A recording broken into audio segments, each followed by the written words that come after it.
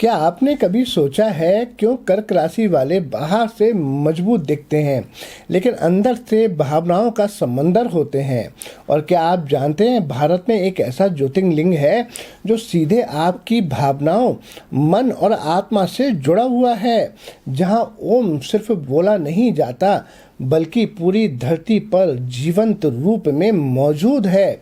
आज मैं आपको बताऊंगा कि कर्क राशि और ओंकारेश्वर ज्योतिर्लिंग का वो रहस्य जो आपको अभी तक नहीं पता होगा, जो आप की जिंदगी बदल सकता है। एक ऐसा रहस्य, एक ऐसा टिप कि आपने अगर उसको ध्यान से सुन लिया और समझ लिया तो आप अपने जीवन में बहुत ही परिवर्तन कर पाएंगे।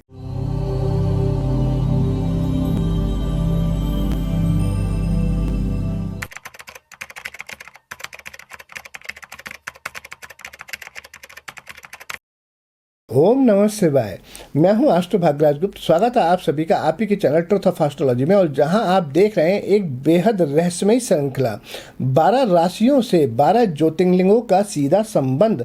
आज बात होगी कर्क राशि और ओंकारेश्वर ज्योतिर्लिंग की, जहां भावना मिलती हैं, ब्रह्मनाद ओम से होता है। ओंकारेश्वर का वो दिव्य रहस्य जो मध्य प्रदेश में नर्मदा नदी के बीच स्थित है।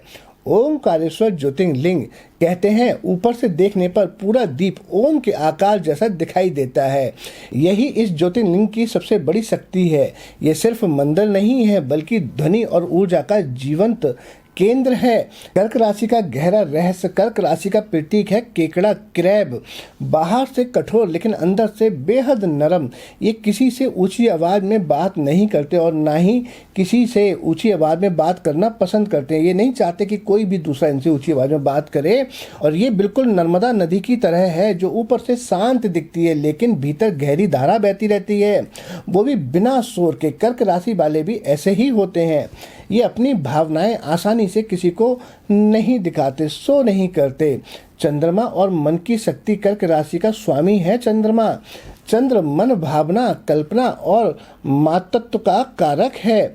ये बहुत ही सौम्य प्रकृति के होते हैं, इसलिए कर्क राशि वाले बेहद इमोशनल और संवेदनशील होते हैं। आप देखेंगे कि जो हॉस्पिटल में नर्स होती हैं, अगर वो कर्क राशि की होती हैं तो बहुत ज़्यादा केयरिंग होती हैं।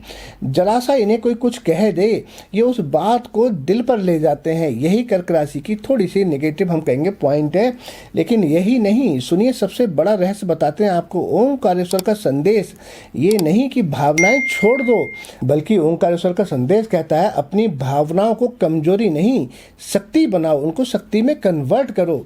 जल तत्व और नर्मदा कनेक्शन क्या कहता है? कर्क एक जल तत्व राशि है और जल कभी स्थिर नहीं रहता, वो बहता रहता है, जीवन देता है। नर्मदा नदी भी यही सिखाती है कि रुकना नहीं है। अगर जीवन में दर्द मिला है तो उसे बहने दो, उसे शक्ति में बदलो।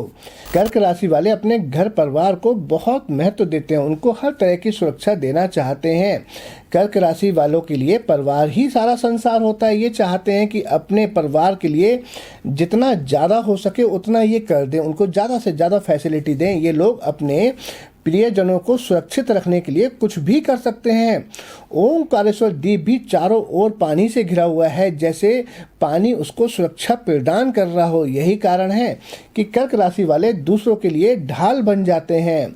अतीत और यादों का बोझ की अगर हम बात करें तो कर्क राशि वाले अक्सर अतीत को पकड़कर बैठ जाते हैं, पुरानी बातें करते हैं, पुराने रिश्तों की बातें करते हैं, पुरानी कोई चोट लगी होगी उसकी बात करेंगे। इनके मन में वो बातें लंबे समय तक रहती हैं। जब आप कर्क राशि वाले के साथ बैठेंगे तो यहाँ तक कि अपने बचपन की बातें भी करते हुए आपको नजर आएंगे। आप इससे समझ जाएंगे कर्क राशि के हैं।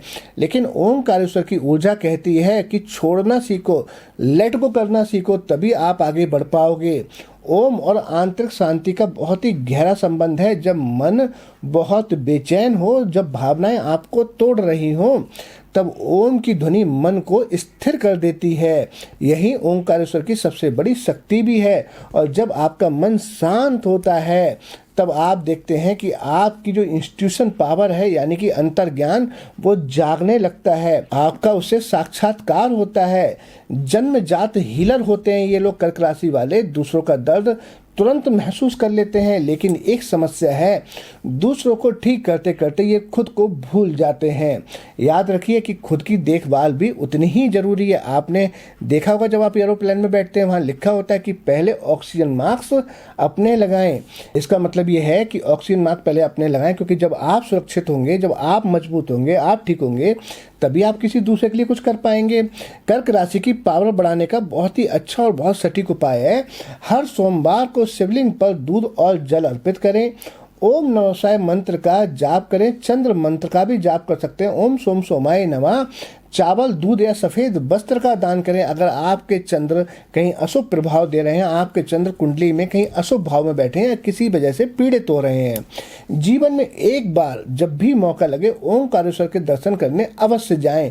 कहते हैं कि अगर ऐसा करने से आपके मन में जो तूफान होते हैं, जो तूफान उठ रहे होते हैं, आपके मन में जो समुद्र की लहरें चल रही होती हैं, उनको ये शांत कर देता है। जैसे ओम से पूरी सृष्टि बनी है, वैसे ही कर्क राशि वालों की जो भावना है उनमें बहुत ही अच्छी सृजन शक्ति होती है। आप सिर्फ इमोशनल नहीं है, आप वो ऊर्जा है जो रिश्तों को जोड़कर रखती है, जो लोगों को सुरक्षित महसूस कराती है, जो दुनिया में प्रेम बचाए रखती है। अगर आपकी राशि कर्क है तो कमेंट में लिखिए ओम नमः शिवाय और बताइए क्या आप भी दूसरों का दर्द जल्दी महसूस कर लेते हैं। वीडियो पसंद आया हो तो लाइक करें, शेयर करें और चैनल को सब्सक्राइब अवश्य करें। मैं हूं एस्ट्रो भाग्यराज गुप्त। मिलते हैं अगले रहस्यमयी रहस्य के साथ।